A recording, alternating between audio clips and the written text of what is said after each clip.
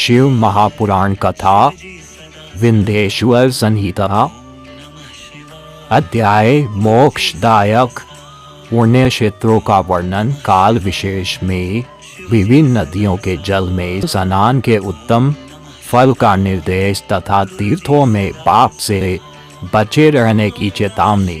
सूत जी बोले, विद्वान एवं बुद्धिमान महर्षियों, मोक्षदायक शिव क्षेत्रों का वर्णन सुनो। तत्पश्चात मैं लोक रक्षा के लिए शिव संबंधी आगमों का वर्णन करूंगा। पर्वत, वन और काननों सहित इस पृथ्वी का विस्तार 50 करोड़ योजन है। भगवान शिव की आज्ञा से पृथ्वी संपूर्ण जगत को धारण करके स्थित है। भगवान शिव ने भूतल पर विभिन्न स्थानों में वहाँ के निवासियों को कृपा पूर्वक मोक्ष देने के लिए शिव क्षेत्र का निर्माण किया। कुछ क्षेत्र ऐसे हैं जिन्हें देवताओं तथा ऋषियों ने अपना वास स्थान बनाकर अनुग्रहित किया है, इसलिए उनमें तीर्थ तब प्रकट हो गया है। तथा अन्य बहुत से तीर्थ क्षेत्र ऐसे हैं जो लोगों की रक्षा के लिए स्वयं प्रादुर्भूत हुए हैं।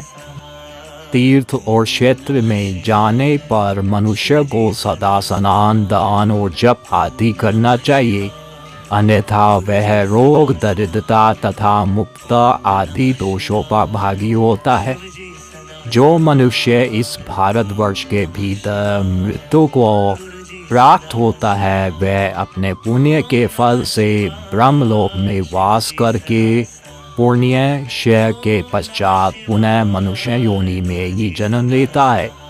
पापी मनुष्य पाप करके दुर्गति में ही पड़ता है।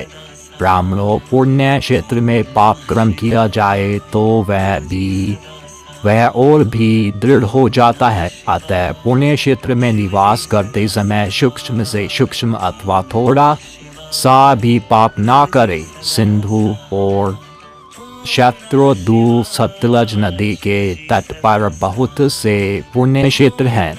सरस्वती नदी परम पवित्र और 60 मुख वाली कही गई है, अर्थात उसकी 60 धाराएं हैं। विद्वान पुरुष सरस्वती के उन धाराओं के तट पर निवास करे तो वह क्रमशः ब्रह्म पद को पा लेता है।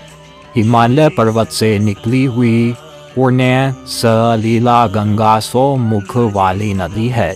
उसके तट पर काशी, प्रयाग आदि अनेक पुण्य क्षेत्र हैं।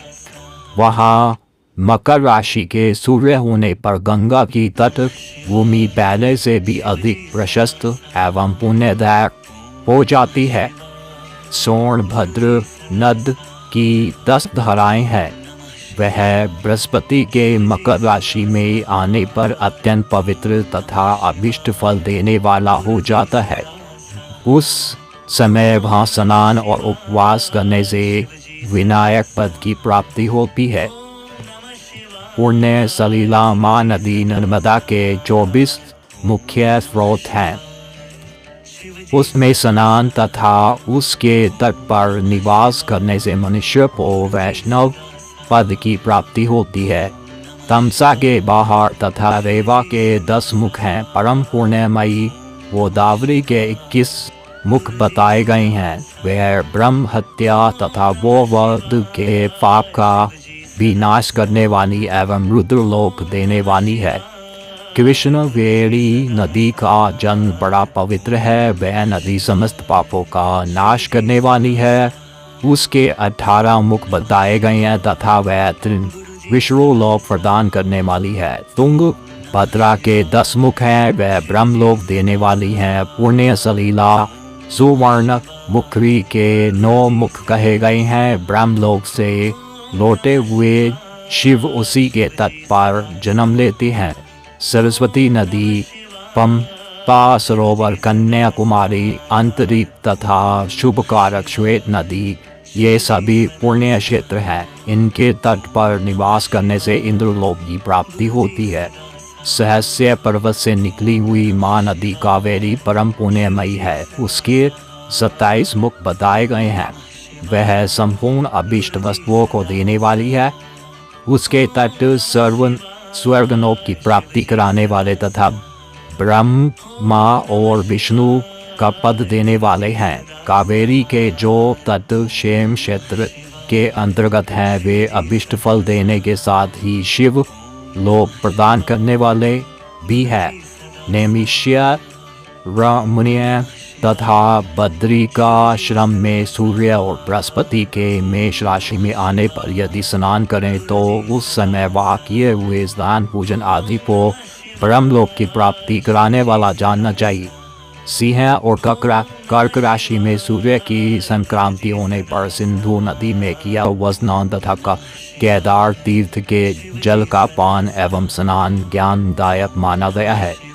जब बृहस्पति सिंह राशि में स्थित हो उस समय सिंह की संक्रांति से युक्त भद्र पद्मास में यदि गोदावरी के जल में स्नान किया जाए तो वह शिवलोक की प्राप्ति कराने वाला होता है। ऐसा पूर्व काल में स्वयं भगवान शिव ने कहा है। जब सूर्य और बृहस्पति कन्या राशि में स्थित हो तब यमुना और सोनभद्र में स्नान करें।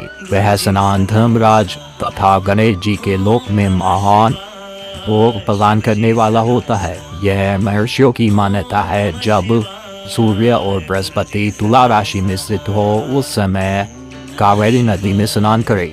वह स्नान भगवान विष्णु के वचन की महिमा से संपूर्ण अभीष्ट वस्तुओं को देने वाला माना गया है। जब सूर्य बृहस्पति वृश्चिक राशि पर आ जाए तब मार्गशीर्ष के महीने में नर्मदा में स्नान करने से श्री विष्णु लोक की प्राप्ति हो सकती है।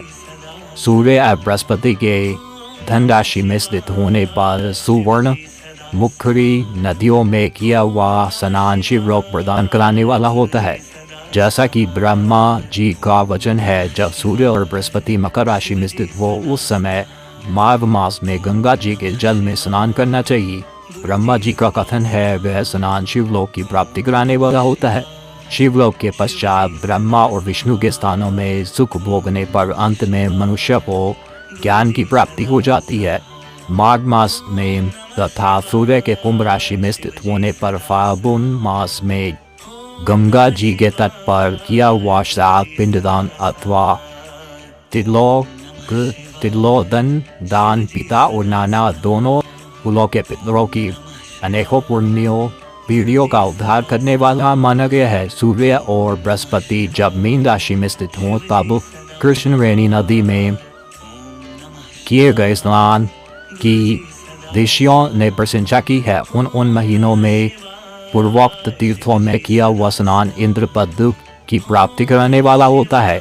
विद्वान पुरुष गंगा और कावेरी नदी का आश्रय लेकर तीर्थवास करें। ऐसा करने से तत्काल किए हुए पाप का निश्चय ही नाश हो जाता है। रुद्रलोक प्रदान करने वाले बहुत से क्षेत्र हैं। ताम्र पारणी और वेगवती ये दोनों नदी यहाँ ब्रह्मलोक की प्राप्ति रूप फल देने वाली हैं। इन दोनों के तट पर कितने ही स्वर्गदायक क्षेत्र है। इन दोनों के माध्यम में बहुत से पुण्यप्रद क्षेत्र हैं। वहाँ निवास करने वाला विद्वान पुरुष वैसे फल का भागी होता है। सदाचार उत्तम वृत्ति तथा सद्भावना के साथ मन में दया भाव रखते हुए विद्वान पुरुष को तीर्थ में निवास करना चाहिए, अन्यथा उसका फल नहीं मिलता। पुण्य क्षेत्र में किया हुआ थोड़ा सा पुण्य भी अनेक प्रकार से वृद्धि को प्राप्त होता है तथा वहाँ किया हुआ छोटा सा पाप भी महान हो जाता है। यदि पुण्य क्षेत्र में रहकर ही जीवन बिताने का निश्चय हो तो उस पुण्य संकल्प से उसका पहले का सारा पाप तत्काल नष्ट हो जाएगा, क्योंकि पुण्य को ऐश्वर्यदायक कहा गया है। ब्राह्मणों तीर्थवास जनित पुण्य कायिक वाचिक और मानसिक सारे पापों का नाश कर देता है। तीर्थ में किया हुआ मानसिक पाप व्रजलेप हो जाता है, वह कई कल्पों तथा पीछा नहीं छोड़ता। ऐसा पाप केवल ध्यान से ही नष्ट होता है, अन्यथा नहीं। वाचिक पाप जब से तथा कायिक पाप शरीर को सुखाने जैसे कठोर तब से नष्ट होता है। अतः सुख चाहने वाले पुरुष को देवताओं की पूजा करते और ब्राह्मणों को दान देते हुए पाप से बचकर ही तीर्थ में निवास करना चाहिए। अध्याय समाप्त।